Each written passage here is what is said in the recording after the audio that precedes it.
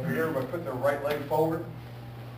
And this is dependent on, just like when we do the shifting of the horse, having the weight on that supporting leg so that you can utilize this front leg quickly without having to do a lot of shifting of your body weight. So we're going to start with the weight sitting on the left leg. Hands are going to be up in chamber just because, you know, we're wanting to get used to the balance here.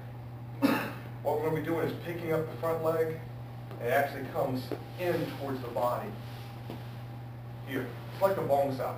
It's called bong gurt. Okay? You see the angle of the bong sao? The leg is angled basically the same way.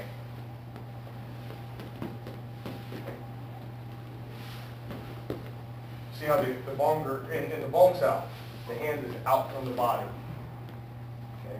It's in that wedge shape. Elbow up, wrist down. Well, if you look at this position, knees up, ankles down, the ankles down, it's still center line. It's a tough one. Okay? But the idea on this, there's a lot of ways to use this. One of the ways that I like the best is from a close range tie-up perspective in a fight. Here. If we get tied up close range, he's got his right leg forward, I got my right leg forward. Okay? A lot of times you'll see people in this kind of position, they'll try to do takedowns. They'll step behind and do this kind of sweep. The problem with that kind of thing is when I step behind him, I'm in the same position he is as far as vulnerability. He can pull me and take me down as easy as I can pull him and take him down. His stance is strong to support him. If I try to push him, he's got good support that way. But using this particular movement here, I can get behind the knee and pull him. There's very little resistance to that.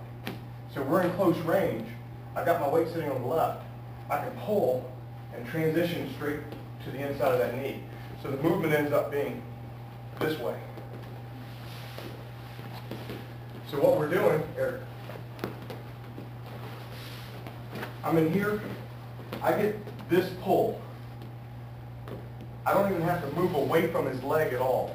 My foot just kind of transitions. It goes from here and it just turns. I pull and press.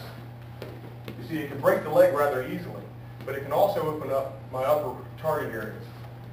Pull, press. Now I can start moving this to take advantage of the upper target. Legs forward. Even if I kick directly into this, it's a very fortified position because of the angle of the knee. If I kick from the outside, kicking this way, he can rotate and give with this force and take a lot of that force without doing major damage to the knee. But if you can catch the knee at a 45-degree angle from the front going to the back, what it does is it locks that knee position. It locks the joint, and it makes it so he can't compensate for it. The knee doesn't turn or bend that direction. His range of motion of the hip to be able to compensate is very limited. So what we're doing with this movement, once we're inside, is I'm picking this up and I'm rotating it to that inside. He's reached his maximum compensation at this point. Here it breaks. It puts all the pressure on the ankle, on the knee, and on the hip. So once we get in this position, and this locks rather easily, even if he's good and strong, he has very little resistance to me pulling this direction. Most people, when they get in a tie-up position, are fortified against a pushing force. So what I'm doing when I'm here is I'm pulling and locking this out this way. You see what it does to its structure. Now once I have that, I can use this either to break the leg, or if I don't want to do that kind of damage, I can use this to break his structure and move him to pick up the upper target areas. But what you're doing is you're turning that knee to where you're putting the force at that 45-degree angle this way. Once the leg is turned this way, that's the maximum range of motion. If he pushes this way, I can rotate with it. This way, there's very little give. So that's the best way to attack that knee, is at that 45-degree angle from the inside, 45 degrees to the outside and rear. So that's what we want to look at here. Lock it, turn it. From here, I can start taking advantage. Okay? So let's work that. Be very careful, because once you get that knee locked, there's very little compensation.